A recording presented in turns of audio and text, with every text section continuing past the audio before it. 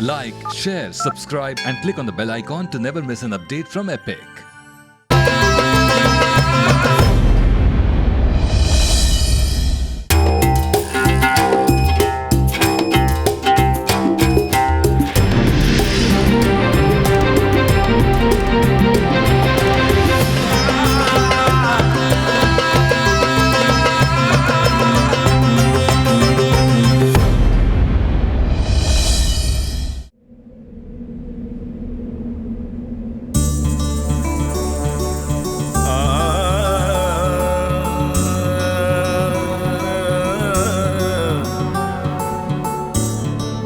अरण्य यानी ऐसी जगह जहां कोई रह नहीं सकता।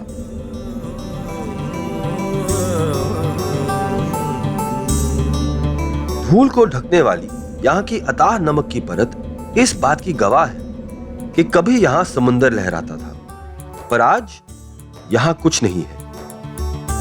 जाहिर है इस जगह का इतिहास अपने अंदर ना जाने कैसे रहस्य और कितनी कहानियां छुपाए होगा। इसलिए मेरा यहां आना जरूरी था। क्या पता रेत और नमक के बीच कहीं कोई खोया हुआ स्वाद ही मिल जाए। यहां कच्छ में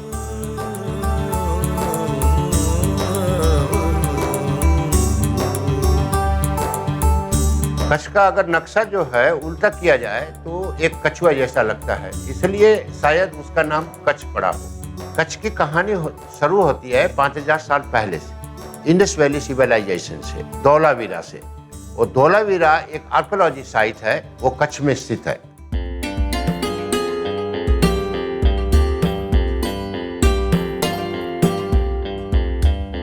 मेरी खोज शुरू होती है धौलावीरा से।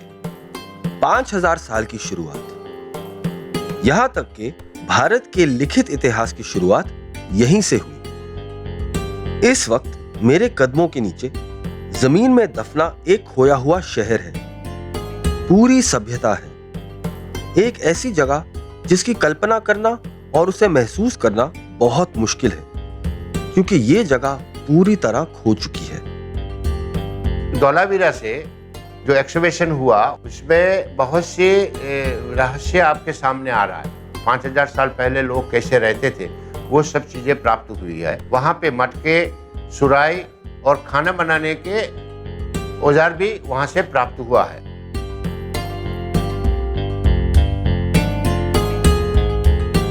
वो जमाने में जो उसका रहन सहन जो है वो पता चलता है। वो उसमें कैसे खाते होंगे, कैसे पीते थे, वो पता चलता है। ये तो बात हुई इतिहास की, लेकिन बहुत सी बातें ऐसी हैं जो वहाँ के लोगों से जानने मिलती है, वहाँ की कहानी से जानने मिलती है।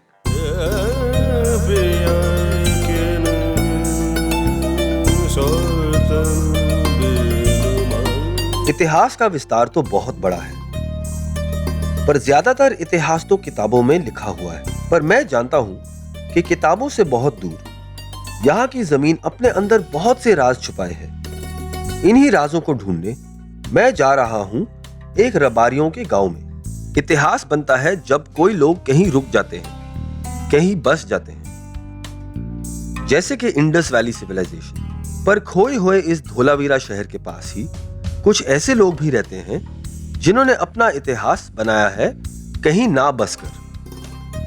ये लोग हैं कच्छ के रबारी, जो एक बंजारानुमा जिंदगी बिताते हैं। मेरी यात्रा आज मुझे इन्हीं के गांव खींच लाई है। नमस्ते लक्ष्मण जी, कैसे हैं आप? अच्छा, ठीक, बढ़िया। हाँ जी।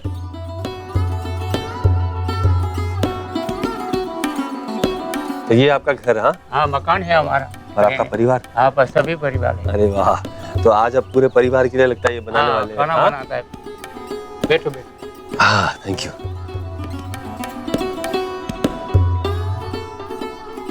तो लक्ष्मण जी, मैंने सुना है आप आज हमारे लिए एक बहुत ही पुरानी खाना पकवान बनाओगे, है ना? लेकिन उससे पहले मुझे बताइए और हमारे दर्शकों को बताइए कि रबारी जो लोग हैं, जो समुदाय है, वो कहाँ से आता है? जैसलमेर से आए थे। जैसलमेर से आए थे। और कितना टाइम हो गया? मतलब हजारों साल हो गए। हजारों साल। तो एक तरह से आप बंजारे हैं, अलग अलग जगहों में आप घूमते रहते हैं? हाँ घूमते हाँ? अभी भी घूमते रहती है माल तो। अभी भी घूमते रहते हाँ पशुपालन तो घूमते रहती है, इधर तो क्या बारिश आता नहीं है। हैं? तो आप पशुपालक हो, यानी कि हाँ। रेगिस्तान के और कच्छ के हाँ। खासकर हाँ जी। जो पशु हैं, हाँ। ऊंट है हाँ और गाय वगैरह है, हाँ बेटी भेड़ है। भेड़ है, इसकी देखभाल आप करते हैं। हाँ हाँ, आपका जो समुदाय है ये आप करते हैं। हाँ तो ये जो हम जिसे कहते हैं जो रिवाज है, जो रीत है, हाँ। ये आपके पास कैसे आई, आपके समुदाय के पास कैसे आई? मतलब आपको किसी ने ये काम दिया, सौंपा, ये वो कब से भगवान चला को, रहा है? शंकर भगवान को भेजा कि ये तुम्हारी रोटी पशुपालन में रोटी खाओ और घूमो। वाह। जो हिस्ट्री अगर देखा जाए तो ये जो रबारी लोग हैं वो लोग इराक से, जो हलफ नाम का जो जगह था वहाँ से ये लोग माइग्रेट हुआ है और वो जगह में 1000 साल पहले से ये रबारी लोग आए हैं। तो ये 1000 साल पहले ये हलफ से लेके अफगानिस्तान, अफगानिस्तान से सिंध और सिंध से जैसलमेर और जैसलमेर से कच्छ में आए, ये उसका हिस्ट्री है। तो वहाँ से माइग्रेशन जो हुआ तो कच्छ वो ज़माने में यहाँ ग्रासलैंड था, इसलिए ये जो बैल बकरी के साथ आए और कच्छ के अंदर उसको चारा मिलने से वो कच्छ के अंदर स्थित हो गए। आप लोग का जो समुदाय है क्या खाता है? और बाजरा की रोटी खाते हैं हाँ, और छाछ खाते हैं। छाछ। हाँ। ठंडक के लिए, यहाँ तो बहुत गर्मी हो जाती है। हमारा में खाने के लिए छाछ बहुत ठंडी है। बिल्कुल। अब पुराना खाने हमारा तो है, जूना जमाना का है। जी ये खिचड़ी बनाते हैं 7 अनाज। हाँ, आपकी पुराने जमाने की हाँ एक ये जिसे बोलते हैं पकवान है, हाँ 7 अनाज। 7 अनाज की। हाँ 7 अनाज। वाह। काफी मुझे लगता है अलग अलग किस्म की खिचड़ियाँ हमने बनती हुई देखी हैं, मैंने खाई हैं। मुझे खुद खिचड़ी बहुत पसंद है। हाँ जी। लेकिन आज इसे कहते हैं 7 अनाज की। हाँ आप इससे अंदाज़ा लगा सकते हैं कि ये कितनी खास बन के निकलने वाली है, क्योंकि ये जो अनाज है यहाँ पर क्या क्या है कैसे? और मूंग है, बाजरा है, ज्वार है, मठ है, गेहूँ है, चावल है, और तल है, तिल। तिल। हाँ ये जो लोग बाहर से लोग आए हैं वो इधर आके कच्छ में स्थित हुए और कच्छ की धरती का जो अनाज पका हुआ वो कच्छ की धरती का अनाज उसने अपना लिया। तो उसमें बाजरी, रत्तड़, मकाई, मूंग, ये सब चीज़ें उसके खाना खुराक में यूज़ करते थे और आज भी वो यूज़ करते हैं। चलिए तो बताइए ये बनता कैसे? पानी इसमें डालना पड़ेगा 100 ग्राम। ओहो, ओके। तो हाँ। ये हुआ पानी। हाँ वही और ये क्या बोलते हैं इसे वैसे? खंडड़ी। खंडली। हाँ खंडली। इसमें थोड़ा सा पानी डालना पड़ेगा। देखो डाला। तो ये तो गया पानी। हाँ। अच्छा, पहले क्या डालना है बताइए? वो बाजरी डालना है। अच्छा,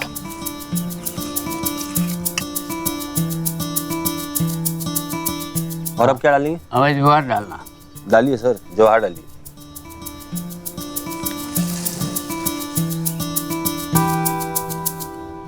ज्वार और बाजरा दोनों ही ऐसे अनाज है जिनमें खूब सारी शक्ति होती है हाँ जी। और ताकत होती है। हाँ। और उसके अलावा इसमें पानी भी होता है, करेक्ट? हाँ, हाँ। पानी भी ये निचोड़ लेता है ज़मीन से। और ऐसे इलाकों में और ऐसी ज़िंदगी जब आप जी रहे हो तो इस टाइप का अनाज आपके लिए बहुत ज़रूरी होता है, क्योंकि इससे आपको ताकत मिलेगी। हाँ। और पूरे दिन प्यास नहीं लगेगी। हाँ, प्यास भी नहीं लगेगी। हाँ। आज मैं भी ये खाना खाने वाला हूँ। हाँ। मज़ा आएगा। हाँ जी, अब क्या करना है बताइए? अभी इसको कूटना पड़ेगा, ये बाजरा को। तो आप कूटिए, मुझे दिखाइए। हाँ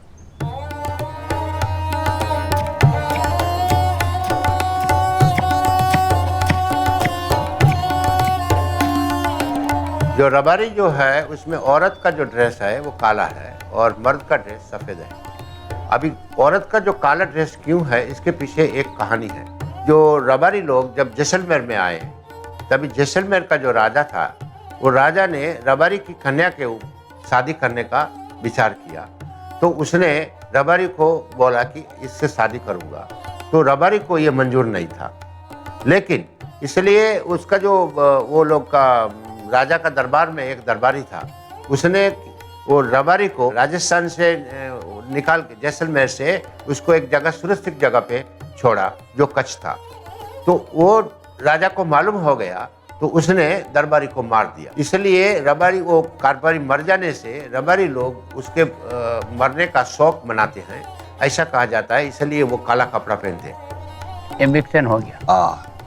ये हो गया सर? हाँ पूरा हो गया। अच्छा, अब क्या करना है हमें? इसमें गर्म पानी के में डालना पड़ेगा। चलिए पानी गर्म करते हैं फिर।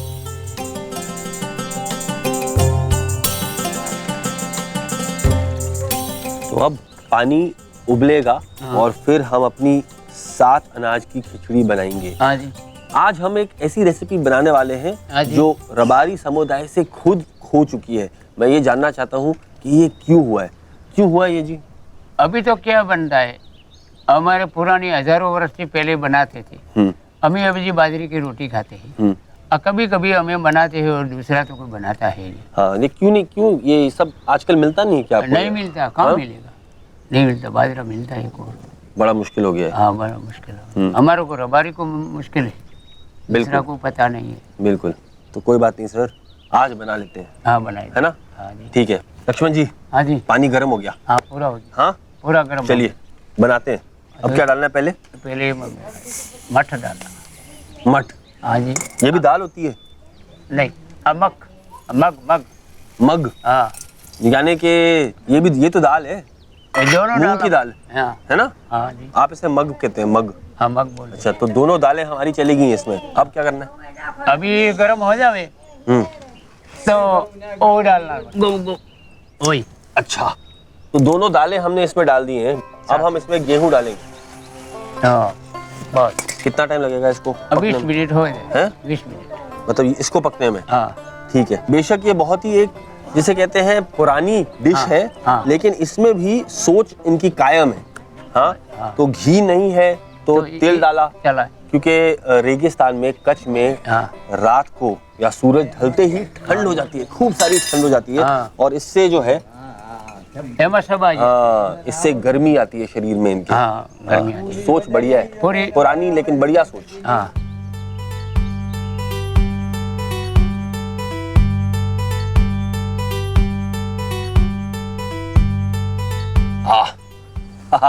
पूरा हो गया, बहुत अच्छा है, बढ़िया। ये वो ना गला हाँ पूरा हो गया, पूरा हो गया। गर्म है।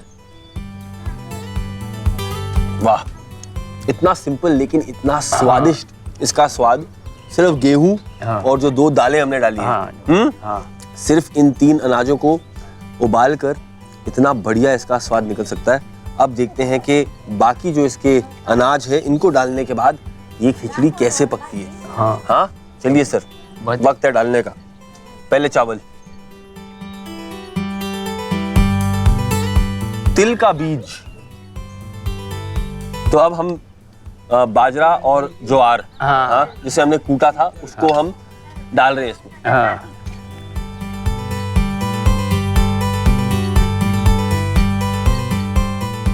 नमक डाल देते हैं बस 15 मिनट और। हाँ। और फिर हमारी खिचड़ी पूरा हो तैयार। गया। ये रबारी लोग जो है उसको घूमने के साथ अपना धान जो है, जो धान उसमें गेहूं है, बाजरा है और मूंग है, तिल है, मठ है, चावल है, ये जो दान है वो दान साथ में ले जा सकते थे और खाना बनाने में ये दान को मिक्स करके वो खाना बनाते थे। और शायद खिचड़ी की जो शुरुआत जो है वो शायद रबारी से हुई हो, ऐसा लगता है। उसके पास भेड़ बकरियां हैं और कैमल भी है और उससे जो दूध, दही और छाछ ये सब ये यूज़ करते थे।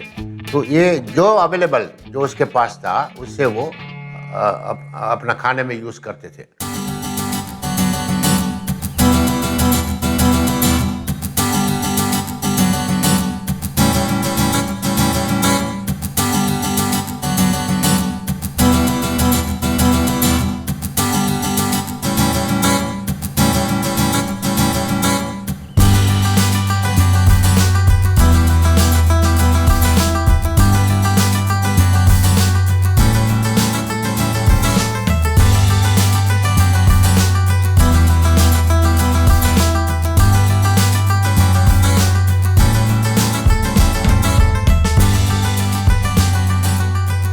सात अनाज की खिचड़ी और छाछ, वो भी यहाँ पर कच्छ में रेबारी समुदाय के साथ पकाकर और खाकर, अब क्या बताऊं, ये एक ऐसी चीज है, एक ऐसा स्वाद है जो आपको खुद यहाँ पर आकर खाना पड़ेगा।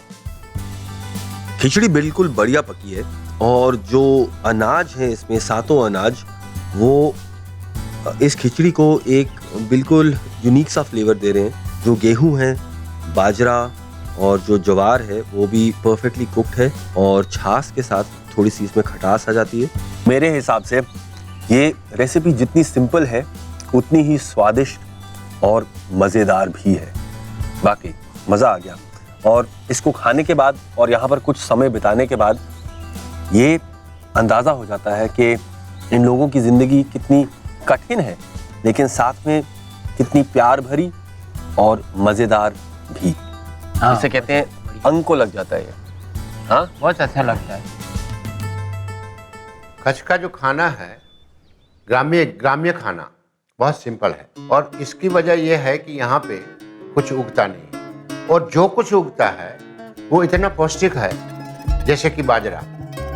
तो बाजरा जो है, बाजरा हमारी एक जीवन रेखा है। बाजरा हर गांव में हर आदमी, कच्छ के लोग बाजरा को प्रेफर पहले करता है क्योंकि वो एक पौष्टिक आहार है और बाजरे में से बहुत सी चीज़ें बनाते हैं। और वो जो बाजरा है उसमें जैसे कि रोटला और राब, खिचड़ी, खींचो, आई सब चीज़ें ये बाजरे में से बनाते हैं। तो जो राब है, वो राब ऐसी है कि वो पीने से शरीर में स्फूर्ति आती है, शरीर में एक मेडिसिन का काम करती है। तो ये बाजरा जो है वो एक पूरा एक टॉनिक है।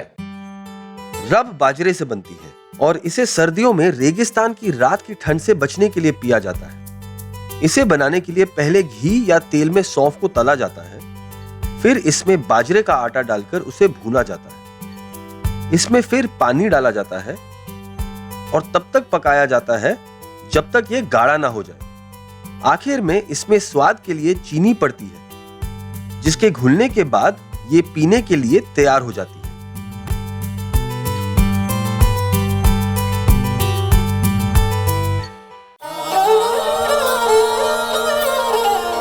कच्छ का खाना भी बिल्कुल महान रन की तरह है, एकदम रस्टिक। इस सफेद रन के चारों तरफ बिखरे हैं कुछ रंग बिरंगे गांव, जो रन की खूबसूरती को और बढ़ा देते हैं। ऐसा ही एक गांव है भिरंदियारी, जहां मैं मिलने वाला हूं नारंग जी से और एक ऐसी मिठाई की रेसिपी सीखने वाला हूं जो यहाँ की प्रथा का हिस्सा है। हाँ जी। कैसे हो आदित्य?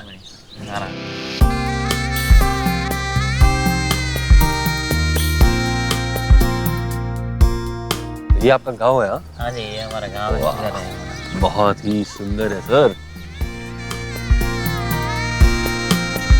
कितने सालों से मतलब आपके लोग यहाँ पे हैं? बहुत। हमारे तो बहुत साल, बाप दादा यही है, हमारा जन्म भी यहीं हुआ है। अच्छा, लेकिन आप है इसी एरिया के इसी एरिया यहीं के। हाँ हाँ जी। अच्छा, मैंने सुना है कि आपके जो समुदाय है वो व्यापारी है। हम वो क्राफ्ट का करते हैं, हाथ से जो चीज सब बनाते हैं ना कपड़े में, क्राफ्ट का करते हैं सब। लेडीज है जो हम पूरा हाथ से वो सब चीज वस्तु बनाती है। अच्छा। एक्चुअली हमारे में है ना सब डावरी सिस्टम होता है। हमारे में जब शादी होती है ना, हाँ, तो बहुत सारी चीज दहेज में हमको देनी पड़ती है। जैसे कि चादर है, बेडशीट है, क्विल्ट है, हमारा ट्रेडिशनल ड्रेस आता है, कंजरी, वो सब चीजें। तो मतलब घर का जो सारा सामान है वो आपको देना पड़ता है। तो मतलब उसी का मतलब हैंडीक्राफ्ट, उसी का मतलब जो जिसे कहते हैं क्राफ्ट, आपकी लेडीज लोग करती हैं? लेडीज लोग सारी। अच्छा, और आपके समुदाय का नाम क्या है वैसे? मारवाड़ा कम्युनिटी हमारी। मारवाड़ा? जी हाँ, मारवाड़ा कम्युनिटी।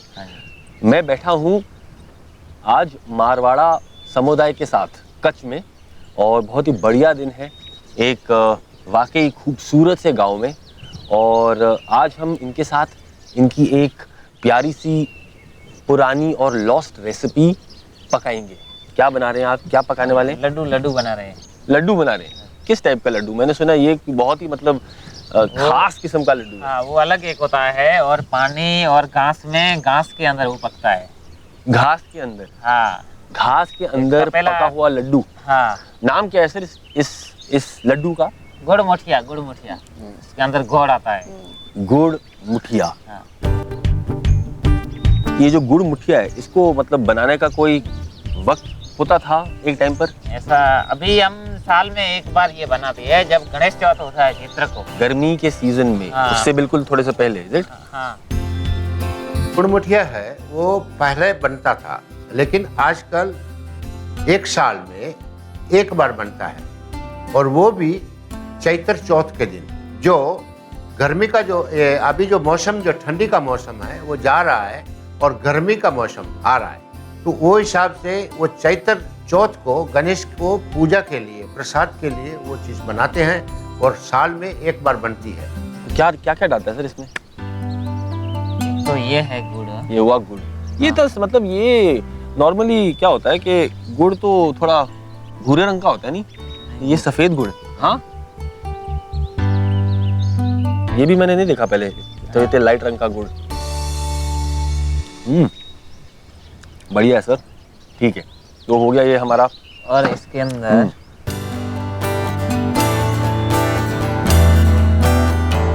ये है लोट, गेहूं का आटा। गेहूं का। आप कहते हैं इसे लोट। हाँ, बस ये दो चीजें। ये दो चीज। हाँ, तो इस रेसिपी में सिर्फ 2 या 3 इंग्रेडिएंट्स हैं, और वाकई मुझे ऐसी रेसिपीज बहुत पसंद हैं, क्योंकि होती हैं ये बहुत सिंपल, लेकिन इनका स्वाद उतना ही बढ़िया होता है ना जी? हाँ, चलिए तो बनाते हैं हम अपनी गुड़ मुठिया। पहले हम गुड़ को तोड़ेंगे। हाँ हाँ, गुड़ तोड़ता हूँ। हाँ।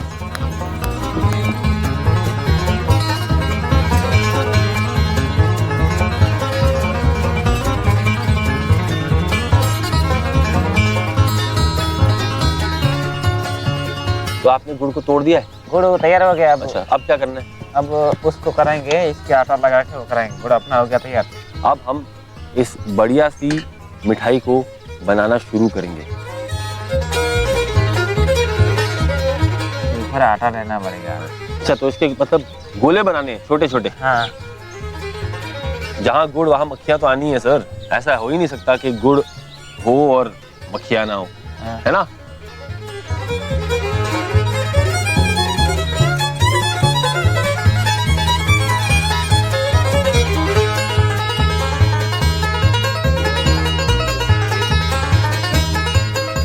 लड्डू हो गया। हो गया? दिखाइए मुझे सर, एक दिखाइए।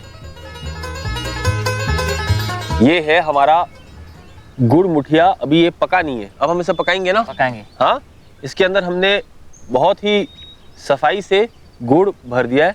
बाहर ये सिर्फ एक इसे बोलते हैं गूंदा हुआ आटा है, उसका एक तरह से इस पे हमने कवरिंग डाली हुई है, उसकी केसिंग बनाई है। अब हम इसे पकाने वाले हैं। चलिए सर, पकाते हैं। ये लीजिए, आग भी लग गई अच्छी तरह। अब क्या करना है? पानी डालना। ठीक है। पानी डाल, पानी का किधर हुआ अपना जिला में। हमने अपने लड्डुओं के लिए गुड़ की स्टफिंग कर दी है। अब हम इन्हें स्टीम में पकाएंगे। पानी हमने अपने पतीले में डाल दिया है। अब हम इसमें घास डालेंगे, यानी कि चारा। हाँ,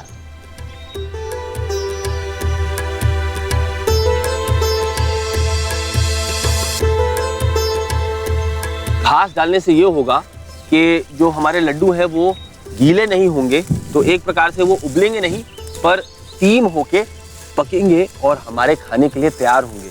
वाकई एक बहुत ही बढ़िया और मजेदार पकाने का तरीका। ये जो बनाने का तरीका अनोखा है, और ये जो घास के अंदर पानी डाल के जो गर्म करते हैं, तो जो स्टीम होता है उससे ये पकता है।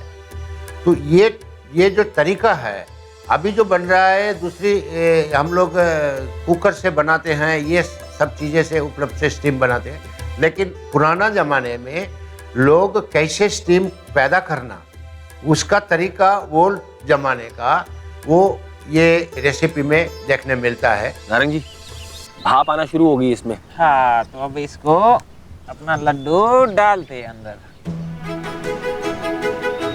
मैं भी डालता हूँ, मैं भी डालता हूँ। डाली डाली डाली।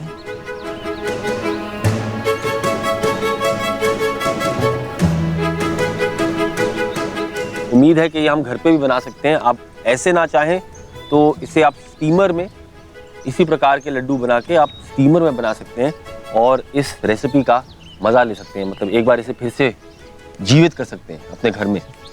ठीक है सर, भर दीजिए, डाल दीजिए इसको। ये हुई ना बात। अब कितना वक्त लगेगा इसको पकने में? आधा घंटा, 30 मिनट 40 मिनट में हो जाएगा। आधे घंटे में हमारी जो गुड़ मुठिया है प्यारी सी, हाँ। वो खाने के लिए तैयार होगी। मजा आया सर, ये बनाने का तरीका तो बहुत ही बढ़िया है।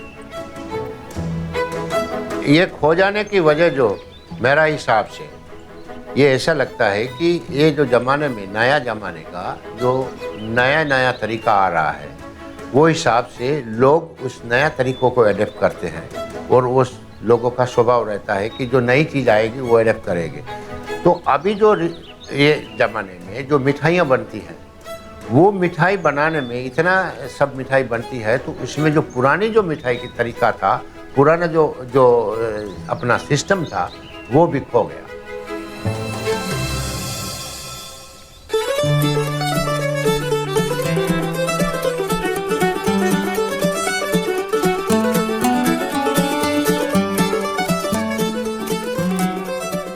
वाह, इसे कहते हैं बिल्कुल ही हाँ स्पेशल रेसिपी। ये क्या है? घी है, घी डाल के फिर लेंगे ना प्रसाद। Of course.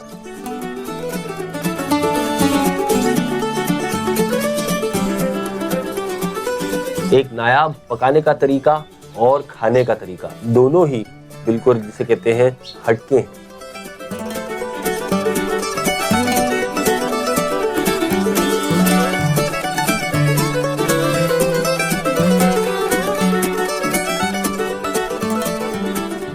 एक ऐसी मेरे ख्याल से रेसिपी जिसपे आप बिल्कुल ही अपनी उंगलियां चाटते रह जाएंगे। मेरे ख्याल से हमारी सारी लॉस्ट रेसिपीज में से ये वो ऐसी रेसिपी है जिसने मुझे अपने बचपन की याद दिला दी। और ये बात मुझे आज साफ हो गई है कि खाना एक ऐसी चीज है जो हमें अपनी जिंदगी के कुछ गुजरे हुए हसीन से पल फिर से याद दिला सकते हैं। मजा आ गया जी, थैंक यू वेरी मच। अभी तक हमने जो बात किया वो ग्राम्य खाने की बात किया, लेकिन इससे बात खत्म नहीं होती है। इसे और भी एक खाना है जिसके लिए हमको जाना पड़ेगा भुज, जो कि कच्छ की राजधानी है। यहाँ पे शाही खाना मिलता है जो राजा रजवाड़ाओं लोग के लिए बनता था। 500 साल पुराना ये शहर कच्छ की राजधानी की तरह जाना जाता है। आज के भुज में भी आपको यहाँ के महान इतिहास के सबूत मिल जाएंगे, जैसे कि यहाँ के पुराने और आलीशान महल, जो यहाँ के जडेजा राजाओं की निशानी है। जडेजा वंश के राजाओं ने कच्छ पर 16वीं शताब्दी से लेकर 1948 तक राज किया है। मेरी खुशकिस्मती है कि मैं जडेजा वंश के युवराज के घर जा रहा हूं और वहां एक नायाब रेसिपी देखने वाला हूं। आज मैं मिलने आया हूं जडेजा वंश के युवराज से, जिनके घर में हम एक खोई हुई नायाब रेसिपी बनाएंगे। सिंध में जब 7वीं सदी में अरब ने आक्रमण किया, तभी सिंध में से माइग्रेशन शुरू हुआ। उसमें से समा जाति जो बाद में जडेजा हुई, वो लोग सिंध में से माइग्रेट होके कच्छ की तरफ आए और कच्छ के अंदर उसने कब्जा किया और कच्छ में रूलिंग किया। तो 8वीं सदी से लेके 1948 तक, आज़ादी तक वो जडेजा डायनेस्टी रहा है और उसका पीरियड जो है वो 1200 साल का होता है। कच्छ की कुछ खोई हुई रेसिपीज की खोज में मैंने अब तक बहुत ही सिंपल और स्वादिष्ट रेसिपीज बनती हुई देखी हैं। ऐसी रेसिपीज जो रेगिस्तान और वहाँ पे रहने वाले समुदाय बनाते हैं और बनाते आए हैं। और आज लेकिन हम बैठे हैं यहाँ की रॉयल फैमिली की सदस्यों के साथ। मेरे साथ हैं युवरानी साहेब शालिनी जी, जो कच्छ की रॉयल फैमिली का हिस्सा है।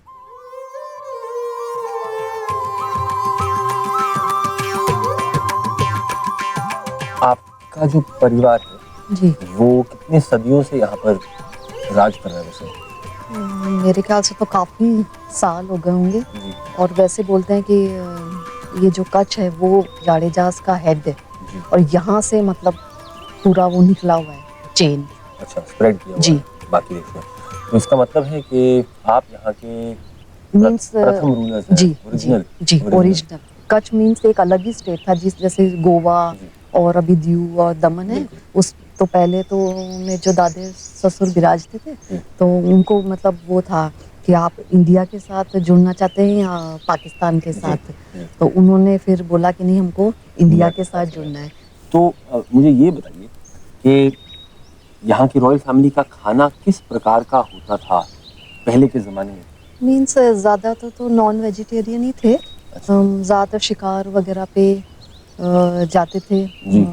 उस टाइम में। जी। तो बिगड़ने के चांसेस, क्योंकि उस टाइम फ्रिज वगैरह तो होता नहीं था। बिल्कुल। तो इस टाइप से मतलब ये जो आज हम बनाने वाले हैं चिकन का भुक्का, तो उस टाइम मतलब काफ़ी दिन तक वो 1-2 दिन मतलब रह सकता था। तो आज हम बना रहे हैं भुक्का, नाम है इसका? जी।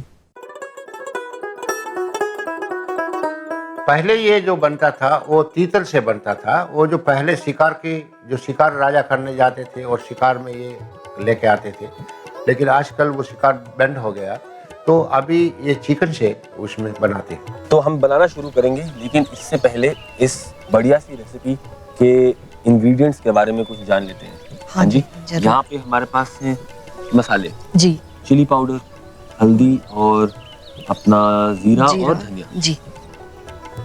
इसकी जो मेन इंग्रेडिएंट है वो है जी। ये चिकन का कीमा।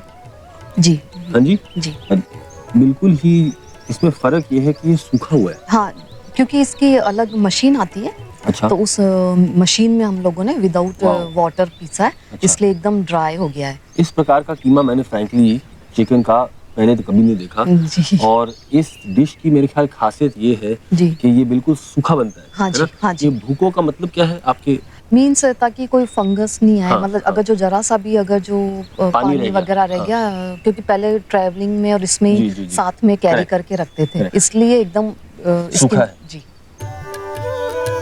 जो भुगो कैसे बनता है कि उसके जो चिकन है उसका कीमा बना के उसके अंदर मसाला डाल के घी में तलते हैं। फिर बाद में उसको एक कपड़ा, मलमल का कपड़ा लेके उसके अंदर डाल के उसको निचोड़ लेते हैं। तो मतलब जो घी है वो सब निकल जाता है और एक सूखा हो जाता है। तो जो सूखा है वो पाउडर जैसा हो जाता है। एक रॉयल खोई हुई रेसिपी जिसे कहते हैं यहाँ पर कच्छ में, और वो भी रॉयल फैमिली के साथ। कढ़ाई हम गर्म कर लें। हाँ जी, जरूर। सबसे पहले हम घी डालेंगे। ठीक है। आधा कप तकरीबन हमने इसमें घी डाल दिया। फिर हम उसके बाद थोड़ा वगार डाल देंगे। ये पिसा हुआ है जीरा है।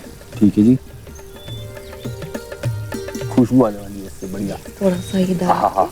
और फिर जिंजर गार्लिक पेस्ट है। ठीक है जी।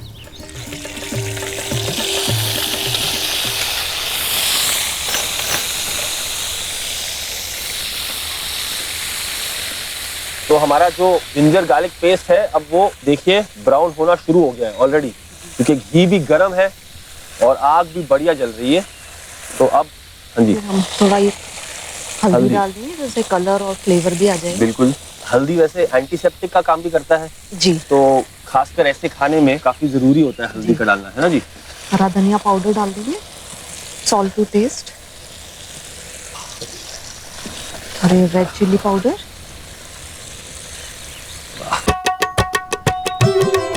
भूकों के लिए अब तक हमने मसालों को डालकर सुखाना शुरू कर दिया है। इस रेसिपी की खासियत ये है कि इसमें जो इसका पानी की जो मात्रा है हमने उसको पूरा ही सुखा देना है, ताकि वो खराब नहीं हो और 2-3 दिन तक चल सके। ये बनाने की जरूरत इसलिए होती थी कि जब लोग ये लड़ाई के लिए जाते हैं या तो कुछ बाहर जाते थे तो समय लगता है, तो ये खाना लंबा समय तक रह सकता है। और ये चीज ये सिर्फ राजघराने के अंदर ही होती थी। तो मसाला हमारा पक गया जी। जी, पक गया। ओके, अब क्या करना है नेक्स्ट? अब हम वो डाल देंगे चिकन का चिकन को भुक्का। डालें।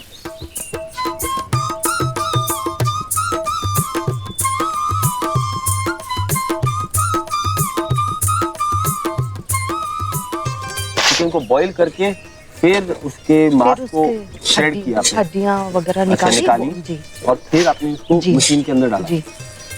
ये जब थोड़ा फ्राई हो जाए हाँ जी। फिर उसके बाद हम उसके बाद दही डाल देंगे ताकि इसमें एक एक दही का टेस्ट बैठ जाए, थोड़ा बिल्कुल, एक खटास हो खटास हो जाए। जाए। जी मैं कह सकता हूँ कि पहली बार इस प्रकार की तकनीक देखने को जी। मिल रही है जहाँ पे हम खाने को बिल्कुल ही सुखाने वाले हैं और फिर इसको हमें पाउडर बनाने वाले हैं। जी।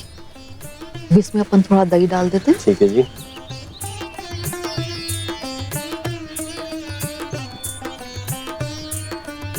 अब इसे हम इस प्रकार से कितनी देर तक पकाना चाहिए हमें? 5 मिनट्स। 5 मिनट। ठीक हाँ है जी। जी, 5 मिनट हम इसे सुखाएंगे और फिर उसके बाद आगे बढ़ेंगे अपनी रेसिपी में।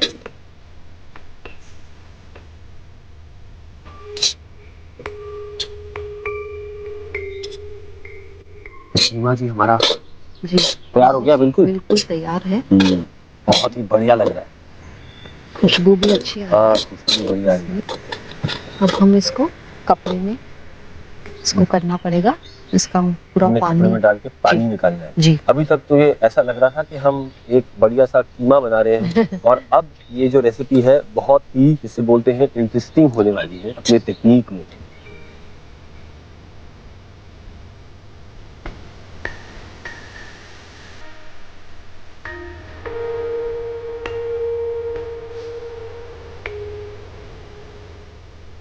बिल्कुल ऐसे निचोड़ते तो जाइए आप उसको निचोड़ते ऐसे जाइए। पकड़िए और मैं इसको निचोड़ता हूँ। जी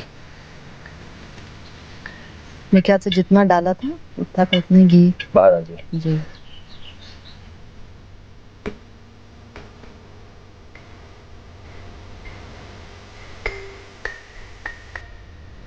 तो ये तो हो गया जी बिल्कुल बढ़िया। जी। ओके, अब क्या करना है जी? अब हम इसको बेक करेंगे। बेक करेंगे। जी ये आप क्यों करते हैं इसको, बेक क्यों कर रहे हैं हम ऐसे? मीन्स थोड़ा क्रिस्पी और थोड़ा अच्छा लगे।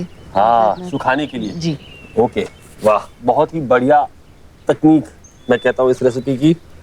अब हम इसे बेक करने वाले हैं और वो भी आपके ट्रेडिशनल ओवन में। जी क्योंकि पहले के टाइम में तो यही होते थे। बिल्कुल बिल्कुल। वाह, ये देखिए, ये बना है मिट्टी का।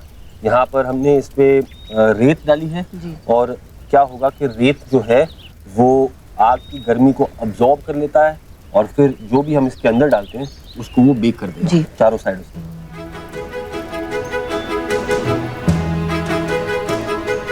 ठीक है जी, इसको आप डाल दीजिए कीमे को।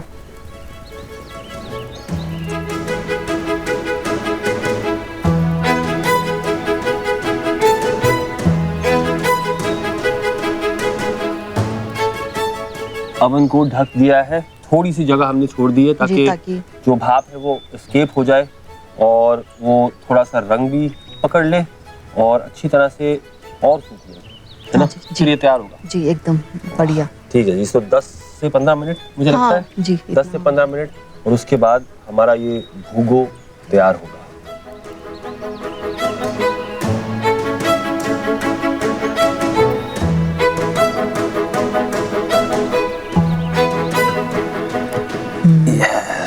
बिल्कुल इसका ब्राउनिश हो गया है जैसा हम चाहते थे। हाँ हाँ बिल्कुल वही सेम कलर आया है। बिल्कुल, और सूख गया है। जी एकदम और ड्राई हो गया है। बढ़िया है। ओह, बिल्कुल ही सूख गया है। बिल्कुल। ठीक है जी, तो ये अब तैयार है सर्व करने के लिए और फिर हम इसे टेस्ट करेंगे।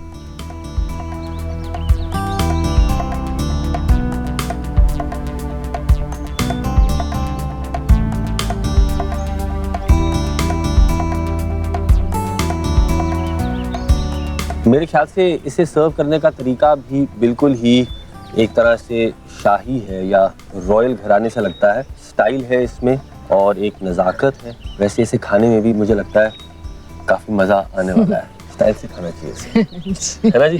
वैसे ये बताइए, भूगो जी इसका मतलब क्या है? भूगो मीन्स पाउडर। तो आज हमने चिकन और मसालों का एक भूगो यानी कि पाउडर तैयार किया है।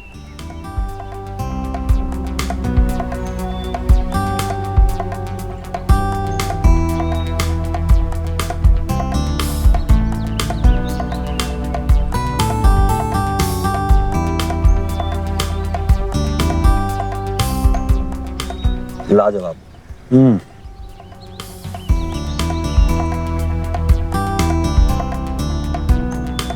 जो कीमे का फ्लेवर है, हाँ जी। टेस्ट है, स्वाद, जी वो कॉन्सेंट्रेट हो गया है काफी। इसमें जो मीट का स्वाद है इसका, हाँ जी, हाँ जी। वो उभर के निकला हाँ है। जी मसाले ज्यादा नहीं है, बिल्कुल जी। हल्के से उसका फ्लेवर आ रहा है। जी और जो इसका टेक्सचर है वो भी बिल्कुल ही जैसे आपने कहा एक तरह से चूरे की तरह हो गया है। हाँ जी एक वाकई मैं बहुत लकी हूँ कि मुझे आपसे ये सीखने का मौका मिला। जी सच में कच्छ के बारे में मेरे ख्याल जितना कहा जाए उतना कम है। और मैंने यहाँ पर अलग अलग किस्म के खाने खाए, एक तरफ यहाँ का ग्रामीण खाना और फिर दूसरी तरफ यहाँ पे जो रॉयल फैमिली है उनकी ये रेसिपी पकाकर। और यहाँ पर वाकई कच्छ में आपको सब कुछ मिलेगा।